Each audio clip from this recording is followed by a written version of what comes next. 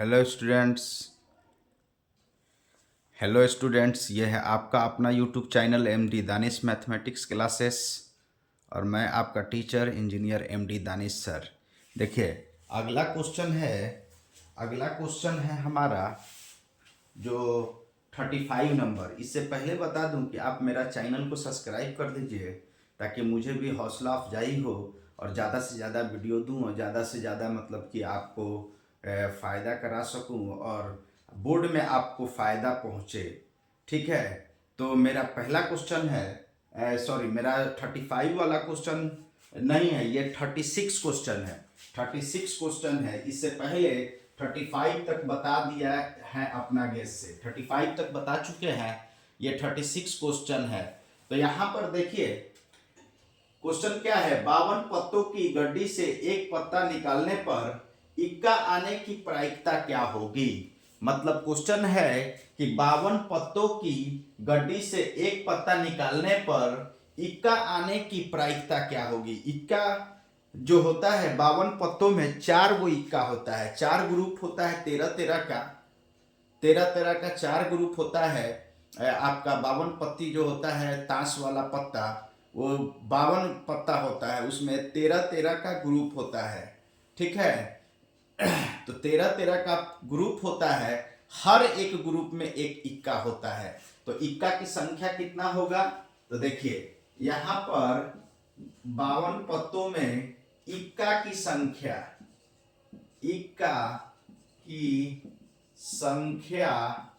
कितना होगा, हमारा होगा 4। कुल ताश के पत्ते कितना, 52। 52 में 4 इक्का होता है। तो इक्का आने की प्रायिकता क्या होगा, देखिए इक्का आने की प्रायिकता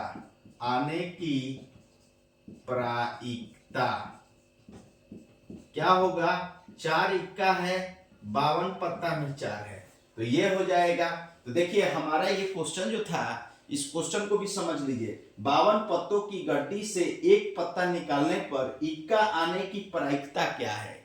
मतलब 52 पत्तों की गड्डी है जिसमें से एक पत्ती को निकालना है, तो इक्का आने की प्रायिकता क्या होगा कि अगर एक पत्ती निकाले तो वो इक्का ही हो। तो हम जानते हैं कि टोटल ताश के पत्ता 52 होता है और 52 पत्तों में 4 इक्का होता है, 13-13 का ग्रुप होता है, हर एक ग्रुप में एक इक्का होता है। तो 13 चौका 52, 4 इक्का होगा और कुल ताश के पत्ते 52 होते हैं, तो 52 पत्ते में 4 इक्का होगा, तो 4/52 ये हमारा प्रायिकता होगा किसका, इक्का आने की। इक्का आने की प्रायिकता देखिए, ये विकल्प जो है सी सही है, आपका विकल्प सी का चुनाव सही होगा, 4/52।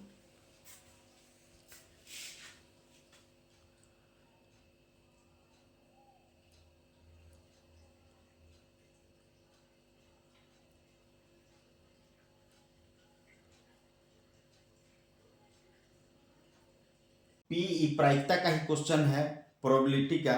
पीई 0.3 हो, मतलब कोई प्रोबेबिलिटी, कोई घटना हो रहा है, उसका प्रायिकता क्या है, 0.35 है। मतलब प्रायिकता 0.35 हो और हो तो पीई नॉट, मतलब उस घटना नहीं होने की प्रायिकता क्या होगा।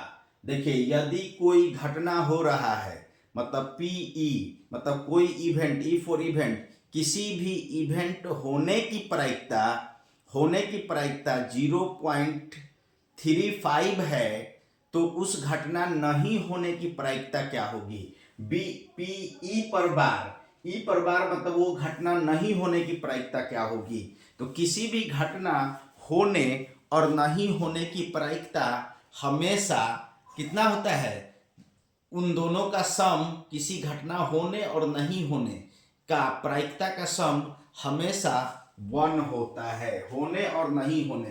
तो चूंकि हम जानते हैं कि कोई घटना होगा, मतलब पीई घटना होगा, कोई प्रोबेबिलिटी उसका, और कोई घटना नहीं होगा उसका प्रोबेबिलिटी पीई नॉट, दोनों का सम कितना होता है 1 होता है। तो अब देखिए पीई हमारा दिया हुआ है, पीई दिया हुआ है क्वेश्चन में यहां पर 0.35। अब पीई नॉट निकालना है 1, तो ये होगा पीई इज इक्वल टू 1, ये प्लस है, ये नॉट, ये प्लस है, इधर आकर -35। अब देखिए यहां पर लिख सकते हैं पीई नॉट 1 को लिख सकते हैं 1.00 माइनस 0.35। अब इसको घटा देंगे, पीई नॉट, ये डेसिमल के बाद दूसरा अंक पर है, तो 10 में से 5 गया 5, और ये कितना होगा, ये हमारा हो गया 9, 9 में से 6 गया 3, ये डेसिमल, ये 0, मतलब कोई घटना नहीं होने की प्रायिकता कितना हो जाएगी, 0.65। हमारा बी का विकल्प जो होगा वो सही होगा। तो हम बी में टिक मार देंगे, मतलब कि वहां ओएमआर पेपर पर बी को आप रंग दीजिएगा।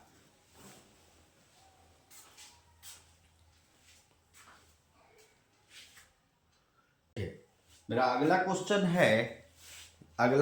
है 38 नंबर 0.23। ये 2 और 3 दोनों पर रेकरिंग है, ये रेकरिंग 2 और 3 दोनों पर है, 0.23 पर रेकरिंग है।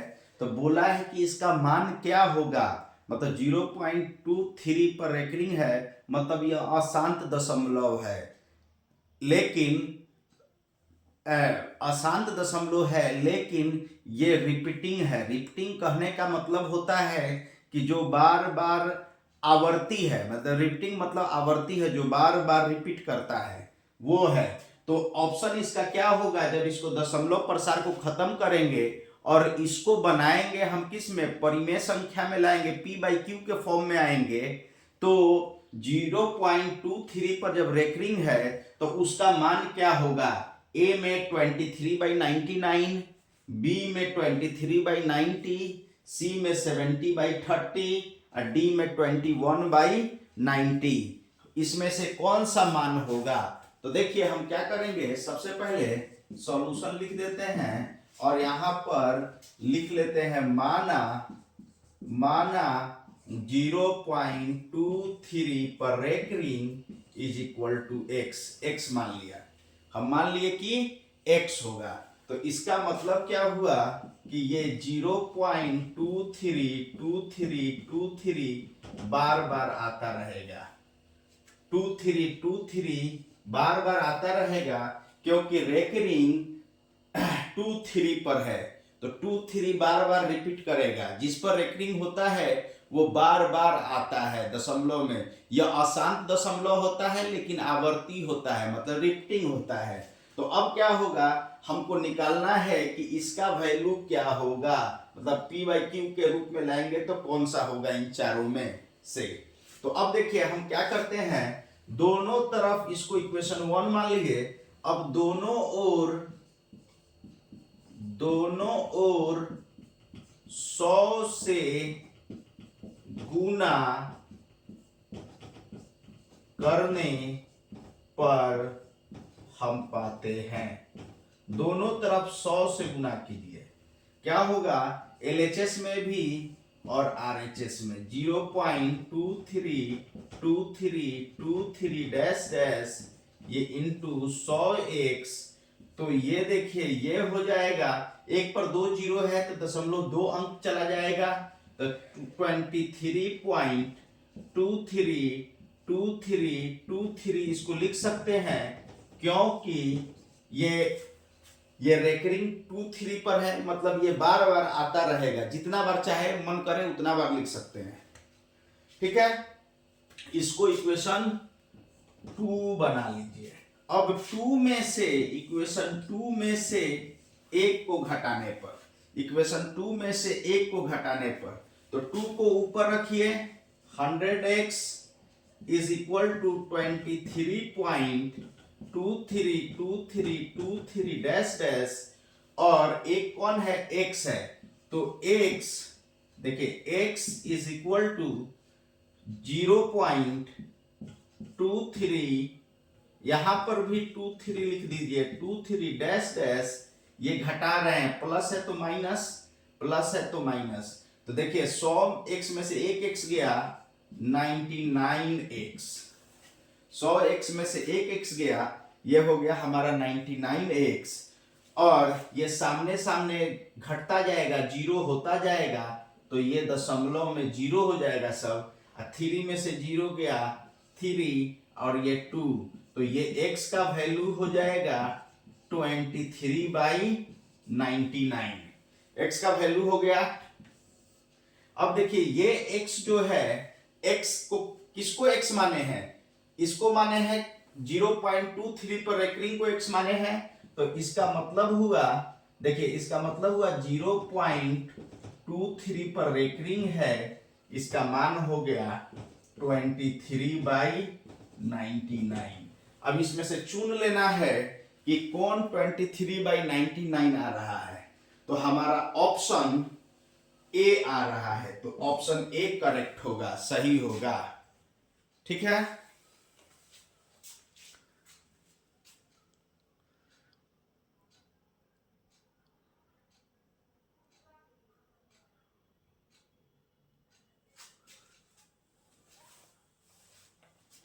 क्वेश्चन क्या कहता है कि 96 और 120 का HCF क्या होगा। ऑप्शन ए में 12 होगा, ऑप्शन बी में 24 होगा, ऑप्शन सी में 48 होगा, ऑप्शन डी में 8 होगा। मतलब इन चारों में से कौन सा होगा हमारा, किसका होगा इसका 96 और 120 का। तो सबसे पहले हम HCF जब निकालेंगे तो हम क्या करेंगे, HCF 96 120 का निकालना है, तो हम क्या करेंगे 96 का अभाज्य गुणनखंडन तोड़ देंगे।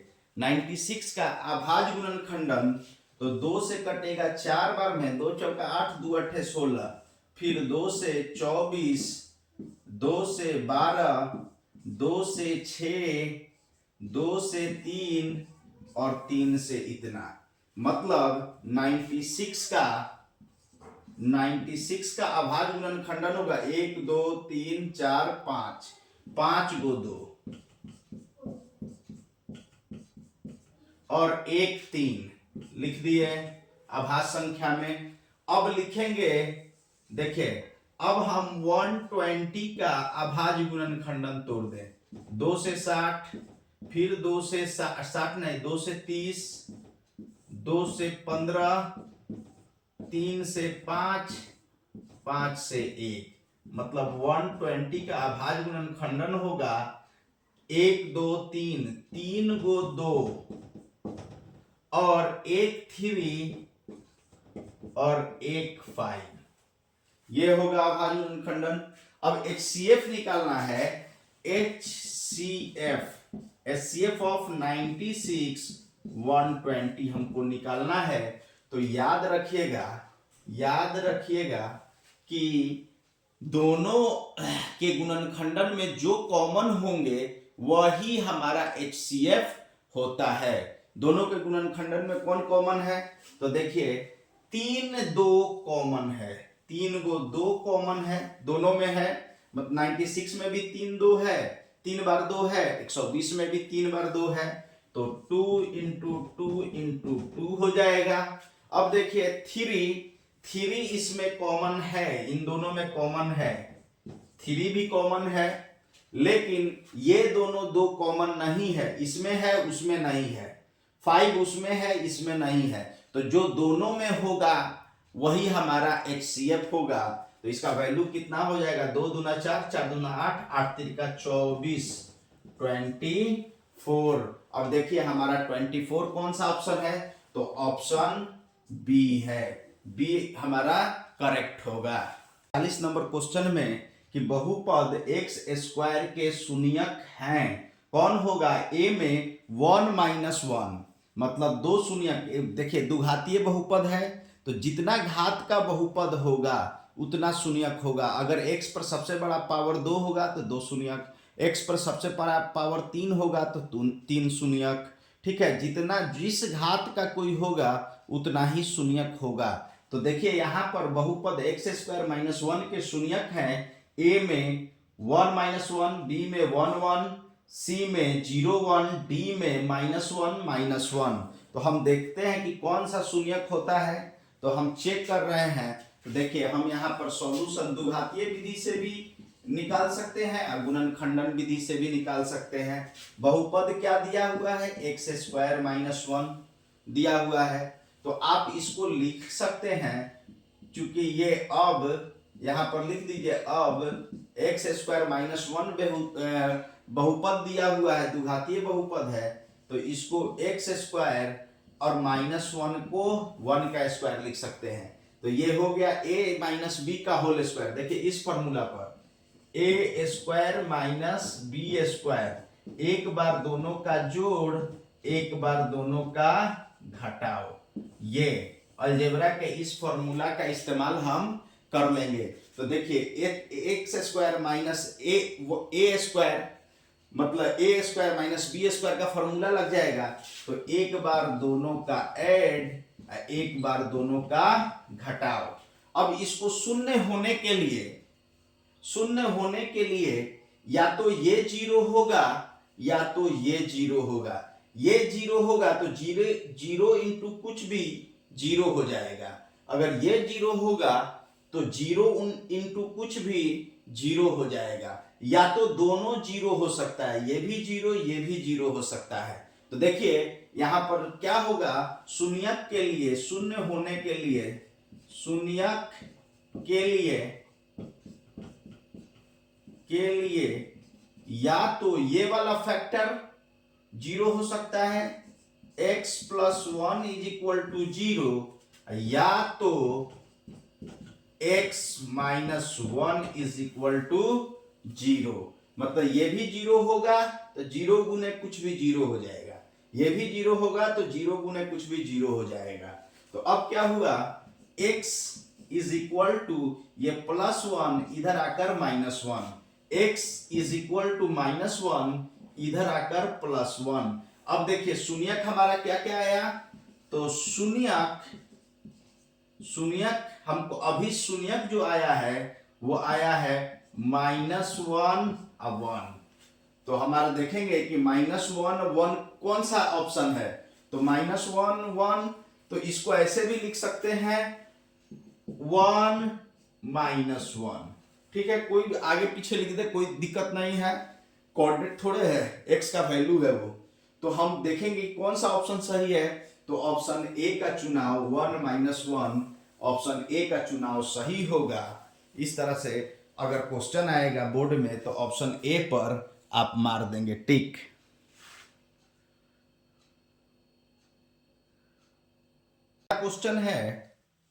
अगला क्वेश्चन है हमारा समीकरण, देखिए अगला क्वेश्चन है समीकरण X square minus 4 is equal to 0 के हल हैं। मतलब 41वां क्वेश्चन है कि X square minus 4 is equal to 0 के हल हैं। कौन सा हल होगा, तो हल का मतलब जैसे उसमें शून्यक निकाले थे ना, यहाँ पर समीकरण है तो यहाँ पर हल होगा, और जहां पर समीकरण नहीं बहुपद था तो वहां पर शून्यक होगा।